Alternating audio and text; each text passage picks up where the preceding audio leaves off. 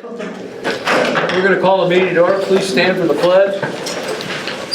I pledge allegiance to the flag of the United States of America and to the republic for which it stands, one nation, under God, indivisible, with liberty and justice for all. Thank you. Please call the roll, Heather. Member Steele? Here. Member Lionwell? Here. Member Frederick? Here. Member Billsborough? Here. Member Holbrook? Here. Member Dean? Here. Member Lake? Here. Anybody wish to address the board? This is your chance, now or never, except for you, Dr. Ramsey, you can't.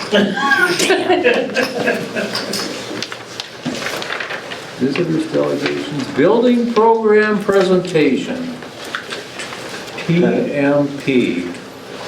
All right, okay, I got the clock going. 5 minutes, right? Is that Or until you're done. Yeah, if you can get it done in 3, that's all right. I can do that. Now, I don't know if you will walk out of here with any knowledge of what we have done, but I mean, I'm not sure, this is gonna be 5 minutes. well, I'm not going to go through all that. Okay. No, the intent is actually today just do a report, an update on what we've been doing over the past 4 months, working with the district.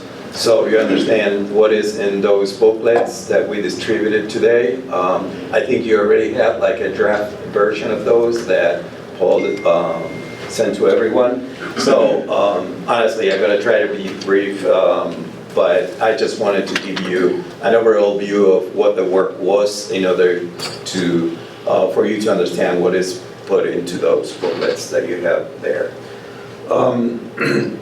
Basically, let's see if I get it right. Yes. So this work has been done with a group of staff that we work with, and with Paul Flynn all together. We did a series of interviews and talks with them. But we also had a TMP team that was working in different instances during these months. And we were assisted by OAK, the construction manager, with all the pricing of all the infrastructure needs that we, found in the buildings. So this started on January 27, and I don't know, some of you may remember I was here introducing our team at the time. But before that very same day, we were doing our first walk through the high school. And this is all, of course, focused on the high school building. So we started that day. Then during February, March, and April, we had several walkthroughs because we brought different people from our team to look at different things, architectural and structural needs in the building, mechanical, electrical, and plumbing. And we also brought a civil engineer to look at parking lots, driveways, etc. On May 7th, we started the program assessment. We had our first meeting with a group of your staff. May 15th, we did a programmatic walkthrough. We're going to talk about that a little bit. I would like to explain that to you a little bit more in detail. And then we had an excellent meeting with your staff because we had we actually handed a survey to them, and we heard a lot of things from them. We had a lot of good material that contributed to the program assessment report. And then in June 6th, actually, I think it was when I delivered the first draft for this. So a lot of work that happened during these months. But although we have done all that, we only covered the first phase of what we described when we had that meeting before, which is a discovery phase. And it's basically trying to understand your building, trying to understand your needs. We're going to start our exploration phase shortly. And then all that ends in a recommendation to you, to the board members. That will be prepared for you to see what the steering committee that we're going to be working with and what your community members will be willing to go for in your bond election.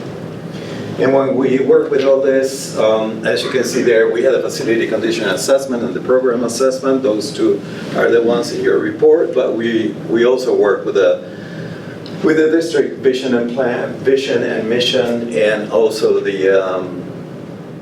your strategic plan. And we have to now look into the community and see what are the thoughts there. And of course, your finances will work with your financial advisor to see what the opportunities are for the district. You have seen this, I think, many times. I can't believe that Paul already framed that and put it there for you.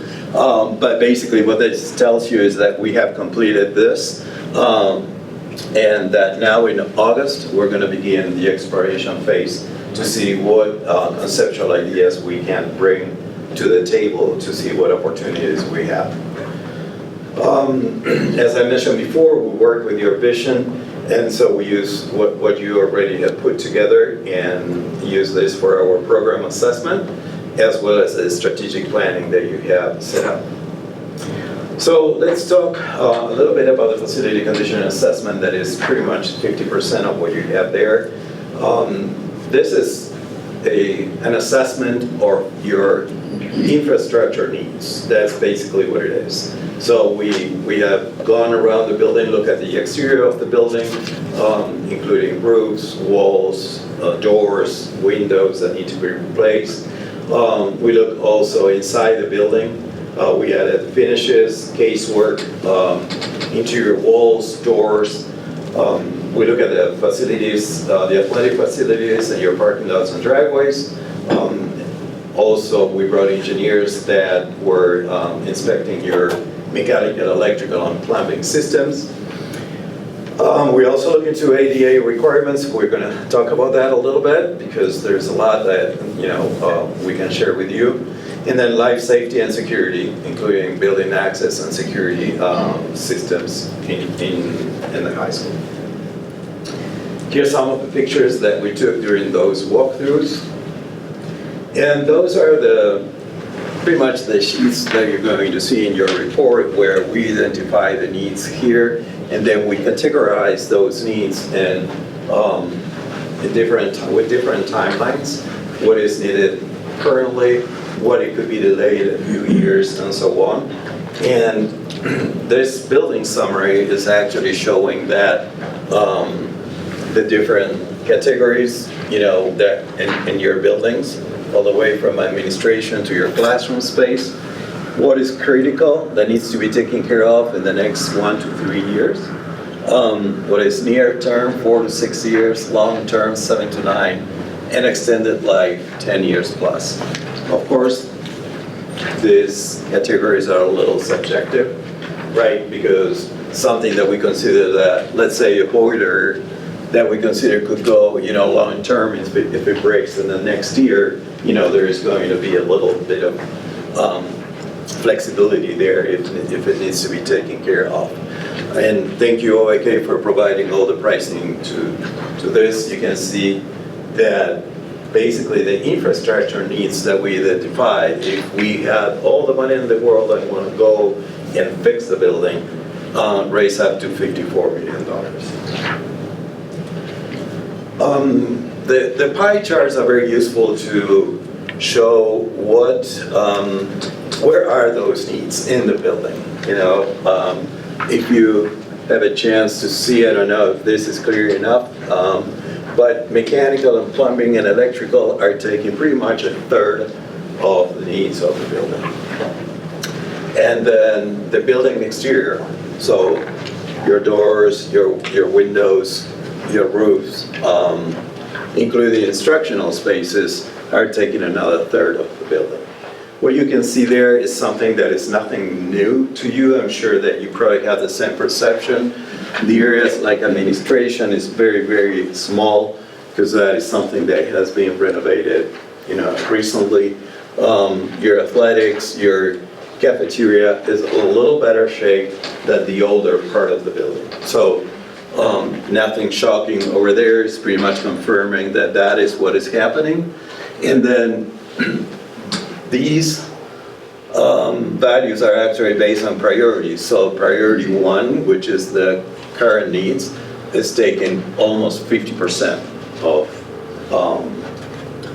the overall needs of the high schools. So that is one approach that we had when we started the assessment. The other one is the program assessment. And the program assessment, we try to explain it a little bit, like, is the relationship between your high school, the learning environments that are there, and then your vision and your strategic plan, right? So basically that's the building support, the programs and the curriculum, right?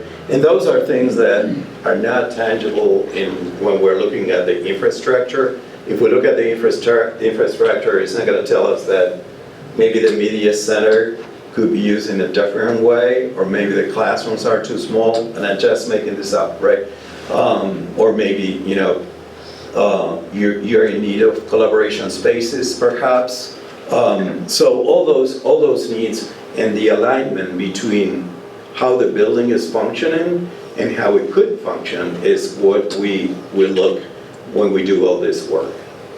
So there's also a walkthrough with that group. It's a completely different team, and we looked and categorized every section of the building with different colors to understand exactly how instruction is happening in the building. So like I said, we looked into every single space since, we started with a welcome center administration all the way to athletics, arts, and dining. So that's basically, all the items that were debated in the first meeting with that group. The alignments, a series of thoughts, that they share with us, and the intent was to actually compare idea learning, the future of education, and competences. So what do you want from your students? What do you want them to, what skills they are developing, and see how your high school is actually if your high school is actually providing the right space for that, for those outcomes that we're looking for. This was all done with a framework that I'm going to explain in a minute, but you can see here, competence is one of them, standards, and how do we compare it to standards. Viable curriculum, so is that curriculum being instructed in the right spaces, and effectiveness with the teaching, and safe, supportive, and collaborative culture. So we categorize those in functional, activation, and sensory. Functional are the functions that are happening in those spaces the right ones. Activation is what happens in those spaces when the students are actually in the process of learning. And sensory, how do they feel in those spaces? And it was very interesting because when we received all the responses from that survey, there was over 50 staff members that responded to that. There were so many comments about the building that we had to actually divide those in different categories. So we look at comments related to safety and security, the infrastructure itself, that was in fact already covered by the facility condition assessment, but they had a lot of comments about that. Obviously a lot of comments about the temperature and the air quality in the building, the organization of the building, what it takes for them to bring the kids from here to there, how they circulate in the building, how staff members will go from one place to the other. The design of the instructional space, so how your classrooms are contributing to the education that they want to deliver, the technology that helps them, sensory experience, and pride of place. And in many cases, it was some of these things are related to simple things, like do I have natural light in my classroom, right? How do the kids feel when they walk into the classroom? Is it too hot one day, too cold a different day, right? Those type of things. So when we put all that together, and I encourage you to read through their report, you're going to see a series of these rings that kind of give a grade to how the building is performing, and you can see where it is performing better or worse. I didn't want to go through all that detail because it was going to take a lot longer than the 5 minutes that I already have taken. But you see that we're like in a 60% that is not ideal, right? So when we do those comparisons, that is what we find out. But the intent is not to be negative and tell you things that probably you already suspect, but try to find opportunities for alignment and see how we can contribute to improving those. So I mentioned these before, and some of these are kind of hard to read, but there are many that actually talk about, the technology or, collaboration, spaces for collaboration, spaces that need a different type of furniture, a lot related to temperature controls, a lot of how the students flow in and out of the classrooms and some limitations that they have. Certainly, if you can take a look at that and their report would be great. And these are a little more, I tried to make it a little bigger to see if you can see something, but I think you're a little far from there. But, is there even space for growth within the building, right? Can we grow into some adjacent spaces, or if we want to put an addition for any needs that the building may have, is there an opportunity for that or not? So please go through that detail in your report when you have an opportunity. So that is something that it will be part of our next steps, because it's easy to evaluate and estimate the cost of repairs or rebuilds in your buildings, but it's not that easy to actually see what we can do with a building and what we cannot do. And that will be our next phase, which will be the exploration phase. So how does that work? So based on all that information that we have received, what we're going to come back to you and to a steering committee that I think is being put in place as we speak, that we would like to start working on that probably by the end of July.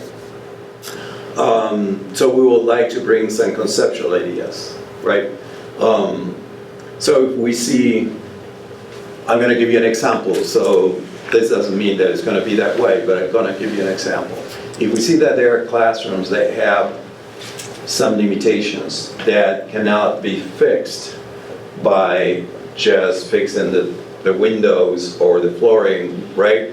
I mean, the limitations could be space, that it doesn't allow for collaboration, doesn't allow for students to work in different modalities of learning. Then we may say, well, what happens if we replace those classrooms instead of fixing them? What will be the cost? We're going to be assisted by OAK, and we can compare both and say, well, does it make sense to invest in something that still is not going to deliver, what you need? In some cases, some of the fixing work could be so extensive that probably is going to cost us more than just rebuild or build something new. And I think that that's probably what is in everybody's minds. I'm not discovering anything here, but I'm learning from you guys and learning from your building that we need to be creative, because unfortunately we have cost limitations, right? And that is another factor that is going to come into this exploration phase, because we will put together those conceptual ideas, bring it to you.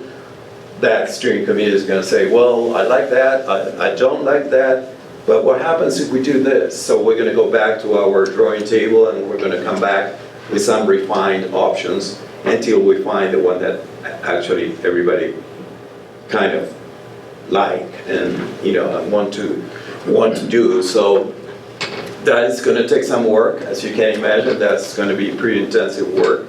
We would like to meet like every other week or every 3 weeks, depending on the work that we have to do for the next meeting, and have that back and forth work with the committee, and then get also, I think that we're working on trying to set up some community engagement sessions as well. So if we get to a point where we feel that it could be something positive for the school, let's see what the community thinks about it, and listen to them and see what their reaction is.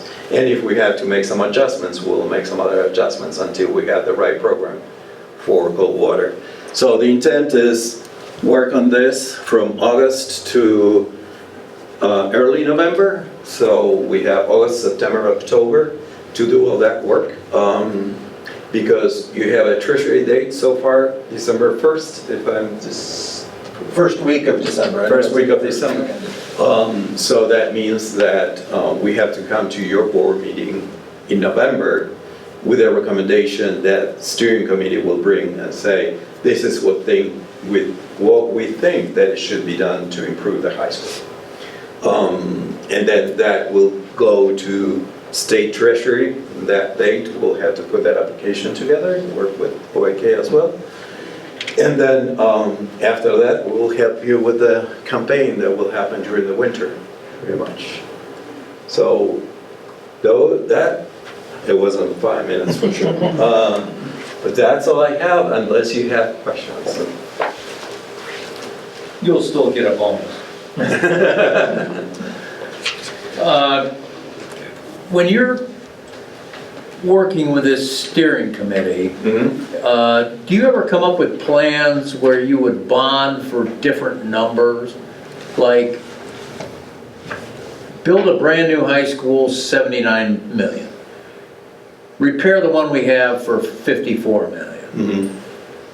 And the pros and cons. Fix the critical for 30 million. Right. And the pros and cons, because it's not comparable to build a new one versus fixing what is broken or what needs to be replaced, right? You don't get the same outcome. You still will have some ADA issues that are not fixable in the existing building.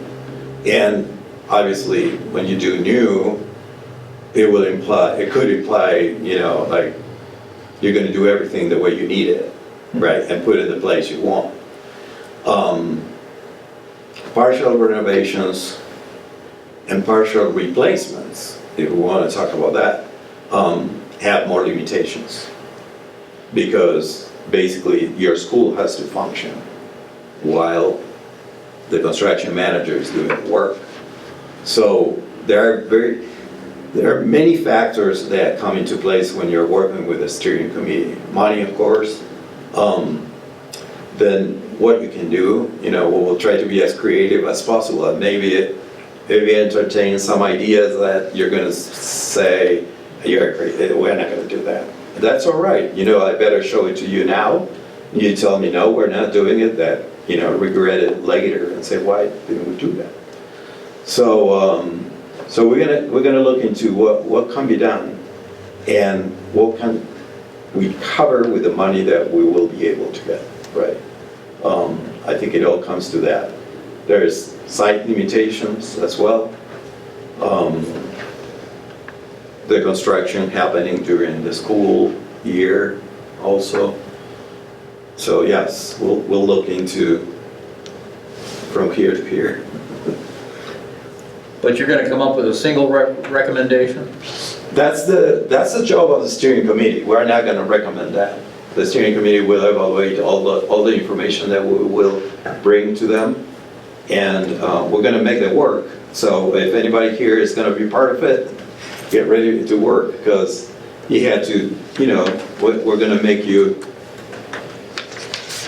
do a lot of exercises. And when the bond doesn't pass, what's the next step? Why that? Why not? Why are you thinking that way? Previous experience? I've been on the board too long. Yeah. But I think that I mean, Paul and I have been talking about this, and I know that Tom has been part of the same conversation. I mean, that Paul is trying to take a fresh start here. And also, I really appreciate that he's so open to be completely transparent with the process, right? Because some other people, I tell you that summary that I showed today, don't want to show it. And I asked Paul, and he said, no, I want everything to be absolutely transparent here. And that helps with your community. When your community sees that everything is being broadcasted and I'm part of, the whole process, and they can have their opinion as well. And if we do, our meetings, I bring those people and they can give their opinion. We hope that all that, will make them own that same program. And if you achieve that point, is when your community are going to go and vote yes. If they don't own that and there's mistrust, or they don't know exactly what's going on because things are not being transparent, everybody's going to tend to say, no, I'm not sure about what's going on in schools, right? So I better say no. So I think that being transparent and communicate is probably the best thing you can do, and hope for the best, of course. So Tom's going to give us a 10% discount. There you go. Can you beat that? I will do whatever Tom does.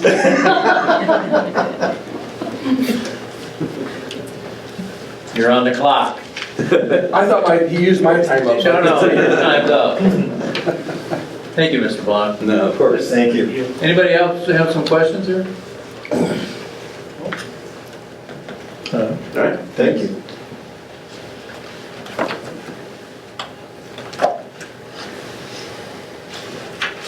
Tom, it's nice to see you back again. Good to be You here. have lots of knowledge. Whoa, look at that desktop, man. Look at that desktop. Holy cow, I couldn't function. There's no way. I'll tell you what, you do have, we didn't get this with the last architect, so you're already one up. All right, good. Okay, approval of the agenda additions and deletions, are there any? I do have an amendment to the personnel recommendation All right, we'll do it when you do it. Okay. Appointment of the executive secretary of the board. Wasn't ready.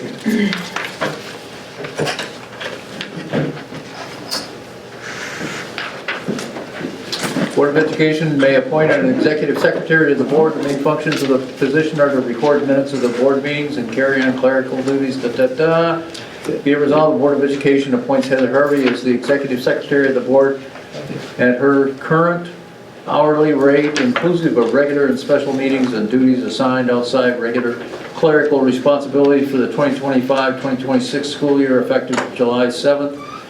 It's backdated. 2025, and be it further resolved that Heather Harvey be deputized by the Secretary of the Board to carry on all the activities, the duties required of the Consolidated Election Coordinator for the school district, inclusive of the annual election and any special elections during the 2025-2026 school year, effective July 7th, 2025. Is there a motion? So moved. Support. Any discussion? Heather, is this the document that we'll sign after? Yeah. Do you know when you have to sign to run for the school board next year? It's going to be July sometime or June, or do you know the date? Register. Not yet. Not Okay. yet. All in favor? Aye. Opposed? Motion passes. Next, we have the appointment of the executive treasurer of the board.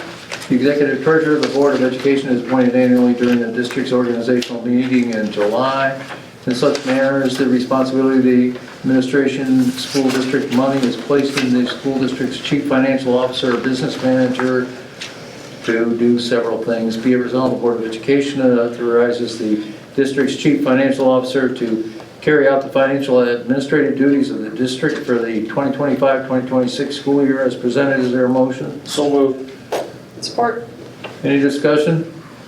All in favor? Aye. Opposed? Motion passes. Next, we have the designation of depositories, bylaws of the board, the background of the provisions of the laws of the state of Michigan, including but not limited to active number 40 of public acts. Be it resolved, the Board of Education approves the designation of depositories resolution designating where public funds collected, including taxes, shall be deposited as present herewith.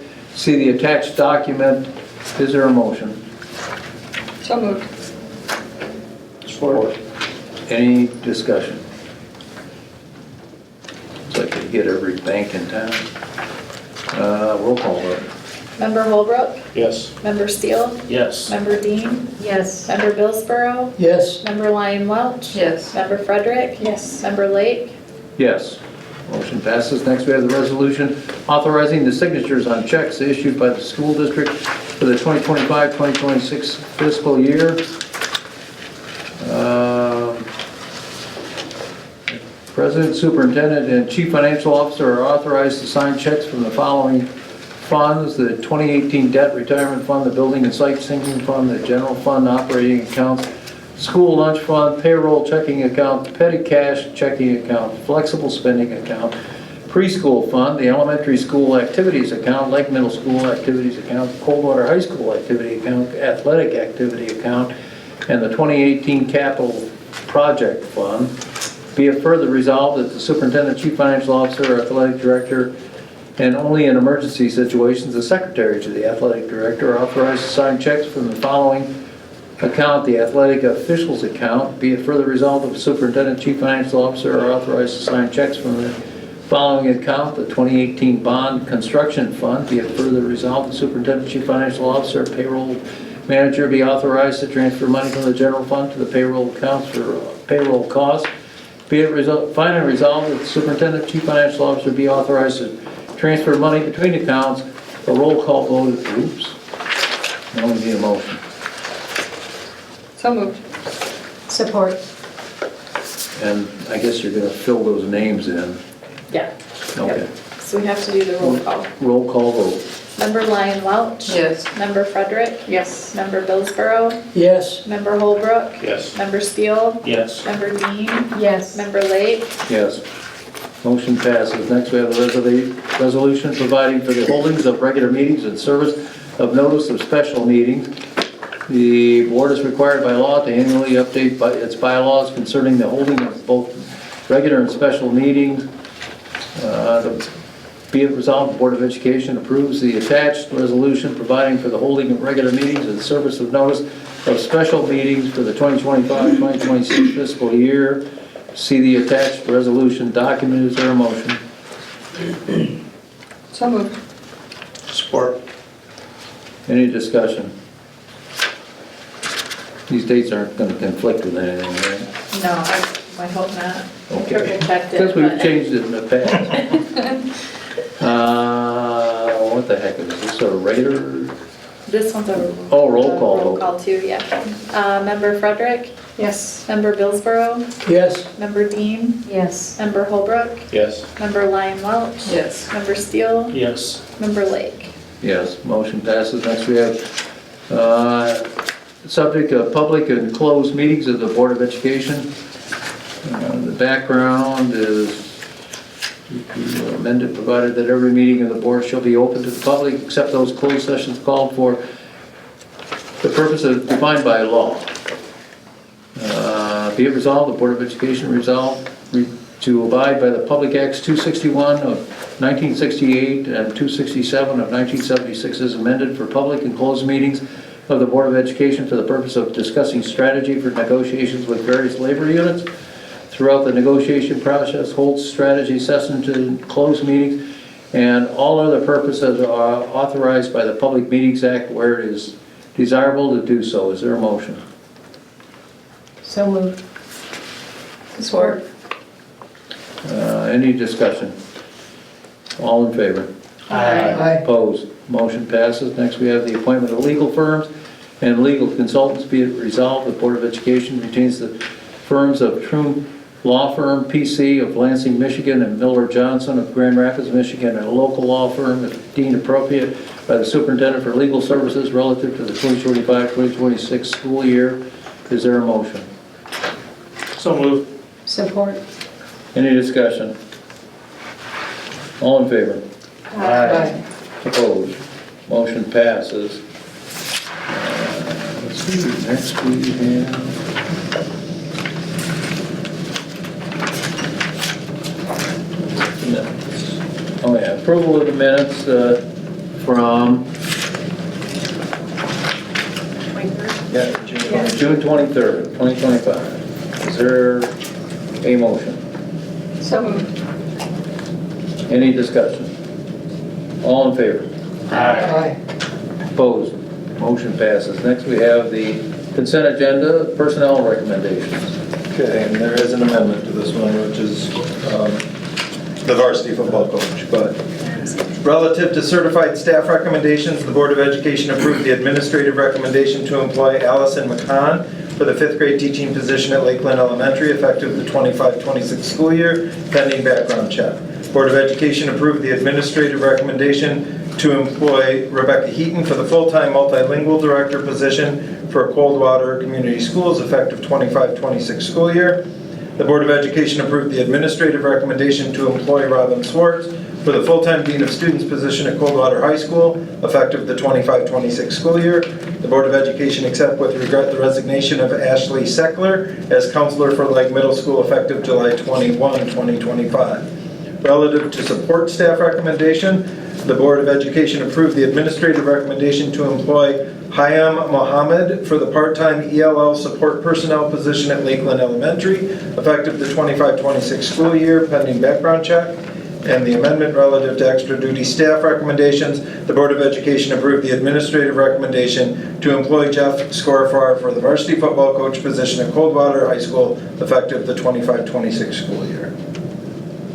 Does the high school get another police officer? Yes, they will be.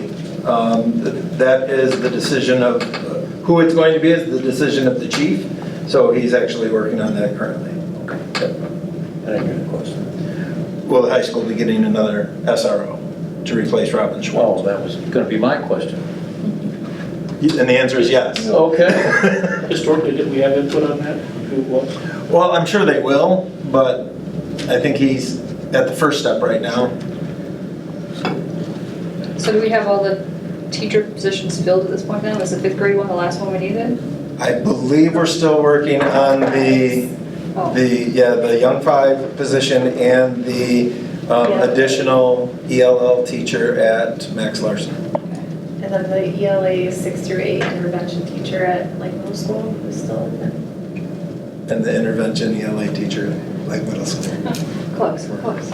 I thought Writing them down. we That's are. good. We're writing it down.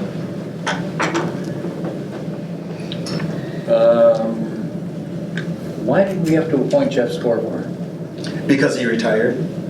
So when he retires from education, he retires from all of his positions. From everything, and then we have to reappoint. Rehire. All right. Yep. Next, we have the approval of the June accounts for payment as submitted.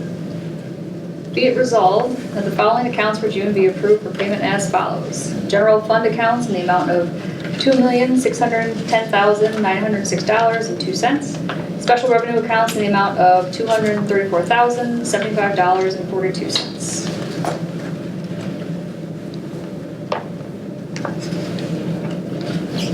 Thank you. That's the consent agenda. Is there a motion to approve? So moved. Support. Any discussion? All in favor? Aye. Opposed? Motion passes. Next, we have the discussion items and reports by the Director of Curriculum and Grants Report, who is conspicuously absent. But has been working very hard. I know, he's trying to keep his wife happy. Well, that part, but. Yeah. Happy wife, happy life. But he has been, I think I mentioned before, he's been working very hard with staff, from administration all the way down to teachers, to have some input into the new literacy programs and how he'll be able to use state grants, upcoming grants, 35M and 35N to provide the cost for the program and the professional development. And we just found out this week that the state at first with 35M was saying, nope, you have to choose and purchase what literacy curriculum you want.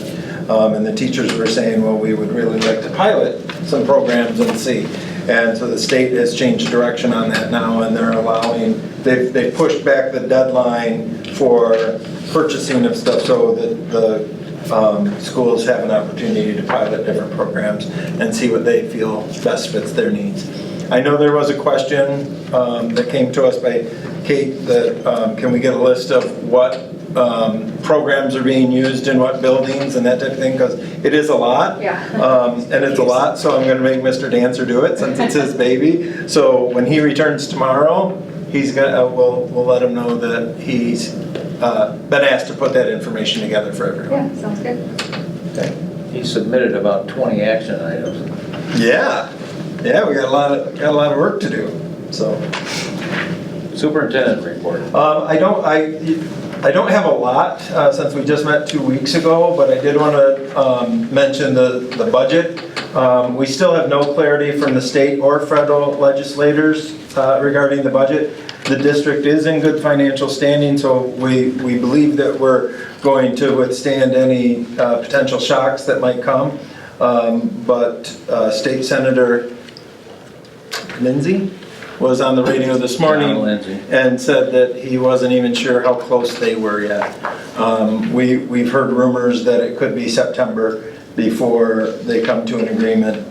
He did not say that. He just said he believed they weren't very close. But October 1st is the fiscal start to the legislators' budget. So that's when we used to get it, back before Schneider. So we'll see what happens there.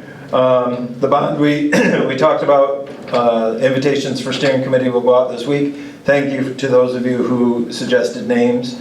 And the summer food program that Chartwell's does, last week, Monday, June 30th, served 512 kids, which equates to 3,584 breakfasts and 3,584 lunches for a week's worth of food for kids. So that is an outstanding number, and I didn't get any word from her for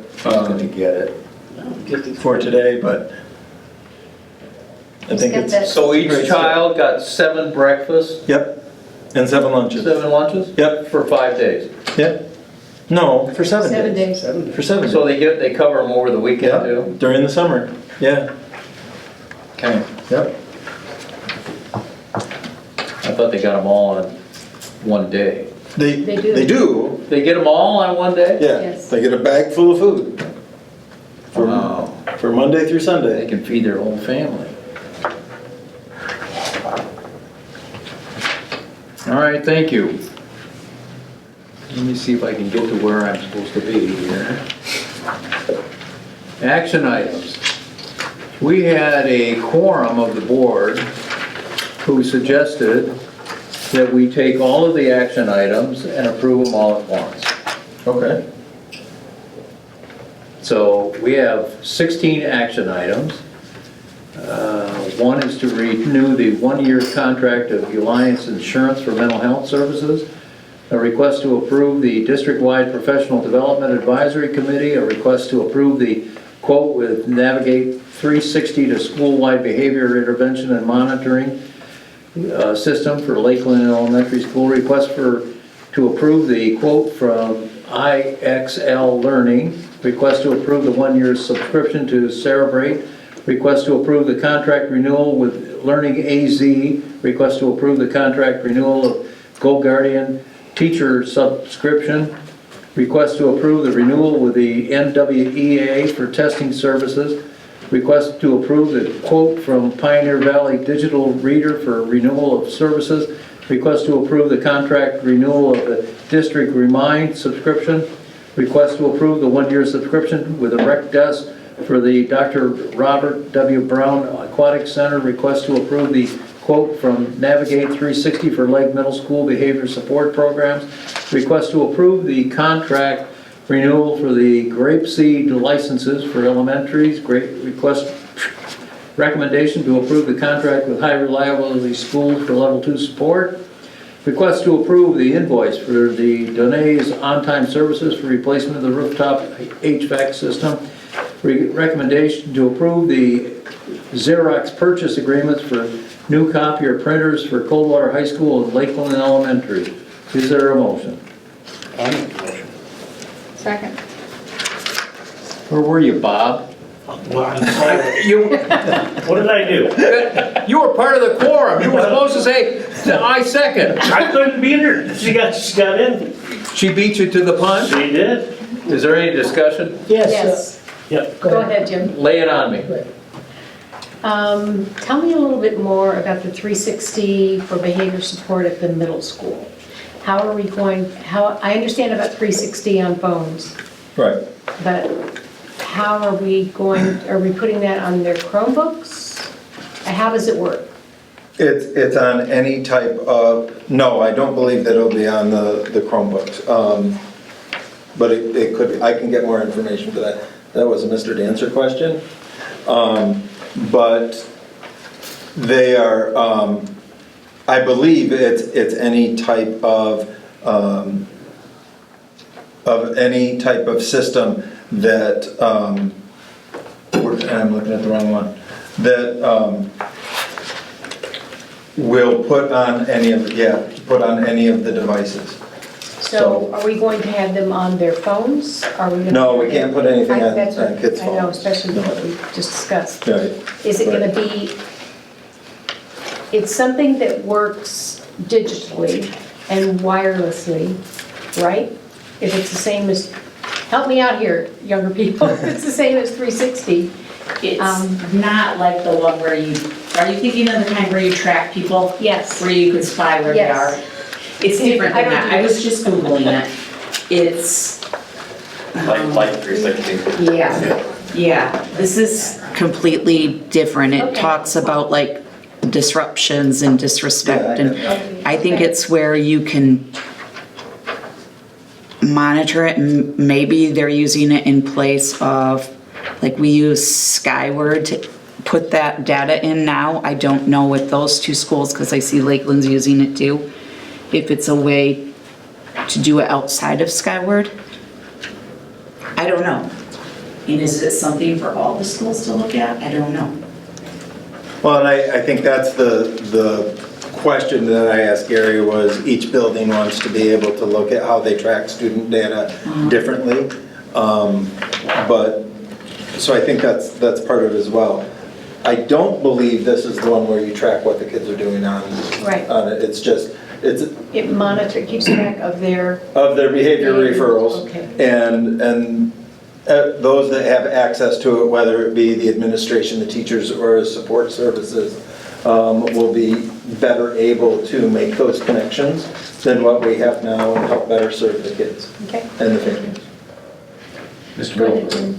Yeah, the mental health services, is this brand new for the next year? For the Alliance? Yeah. Yeah. This yep. is brand new. Yes, so this one is a telephone service that it will be for any Coldwater Community School employee or any member of their immediate family, that if they are in a time of mental stress, they can call this service and they will be linked directly to a therapist. Not someone to schedule a meeting, but it is 24-hour a day, 7 days a week access to mental health services. And this can be done privately. Absolutely, absolutely. All of those, all the HIPAA laws are in effect. All we will get as a district is we will get a report on how often it's being used. So if we offer this to our staff and it's being used, there's no increasing cost. The more it's used, it's a one-time flat fee. But if we find that nobody's using it, we can go out and try to promote it again. Or if it's a service that the staff feels that we don't need, we don't have to renew the contract. It's only for staff, not for students? It's for staff of Coldwater Community Schools and their immediate family. So if they have children who are students, but it's not just for students, no. Okay. Yeah, it's an insurance benefit that we give to contracted staff. Okay, thank you. Yep. My question was for this Navigate 360 for Lakeland, and it must be the similar question that Claire asked. Can we have Mr. Dancer address that? We can. Okay. You'll get an email tomorrow? Well, it doesn't have to be tomorrow, but, He's quick like that. He is. okay. Oh, he's back Wednesday. Sorry, well, you'll get an email. I'm telling you, you spent a lot of money, but it all came from grants? Where, most of it will come from grants, some of the curriculum stuff, if it can't be covered in grants, will come out of their building funds. And the grant money is gonna come to us anyway, even though they haven't come up with a budget? Maybe. Maybe. That's a state grant. Yeah. That's maybe. So they, So we're kind of, Gary and I are kind of in limbo with some of this stuff. We're getting it approved, but if we don't wind up getting the grant funds, Yeah. Gary and I both agreed we'll look at building budgets and let them decide if this is something that you really, really want. We can afford it out of the building budget, or how are we gonna make it work? So Gary and I are in communication about that. So the ones that we already have the money for the grants, like the at-risk funds and that kind of stuff, we'll put those ones through. But anything else in here that's covered out of a grant that we don't know what that money's gonna be, we're gonna hold off until we know for sure. okay. I think, Heather, we should have a roll call. I beat you to that, I said that a few minutes ago. Oh, you did? I did, I said. Well, why didn't you say it louder so I could hear it? I will. I didn't pass it along to you yet. Did we have, You're the vice president, or you're supposed to be helping. Yes, we have Well, motion that's and support. Okay, let's do a roll call though. Yes, sir. Member Dean, Yes. Member Holbrook, Yes. Member Lyon Welch. Yes. Member Steele, Yes. Member Frederick. Yes. Member Billsborough, Yes. and Member Lake. Yes, so that passes all of those action items. And who knows when the next board meeting is, it's August something. it was on that It list. was on It wasn't on my thing. No, because I couldn't hadn't do that. It hadn't Oh, been I see. approved. 25th. August Is that it? 25th, August 25th, 6 o'clock 6 o'clock. at Administrative Service Center? Yes, sir. All right. We're adjourned. Thank you.